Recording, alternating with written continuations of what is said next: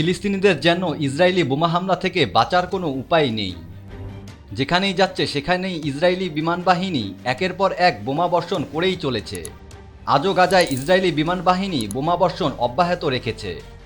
অবরুদ্ধ ছিটমহল জুড়ে রাতারাতি হামলায় কমপক্ষে ৯ জন ফিলিস্তিনি নিহত হয়েছেন। ইসরায়েলি বাহিনী গাজার স্কুলে ৩ দিনের মধ্যে আরও ৩টি হামলা চালায়, আর এই হামলায় ৩২ ফিলিস্তিনিকে হত্যা করা হয়েছে বলে জানা গিয়েছে। জাতিসংঘের মানবিক সংস্থা ইসরায়েলি সেনাবাহিনীকে ফিলিস্তিনিদের সর্বশেষ আশ্রয় প্রদানকারী স্কুলগুলোতে হামলা বন্ধ করার আহ্বান জানিয়েছে। আর গাজার স্কুলে হামলার পর এই ঘোষণা আসে জাতিসংঘ থেকে। অন্যদিকে হিজবুল্লাহর সাথে দিন দিন ইসরায়েলের উত্তেজনা বেড়েই চলেছে।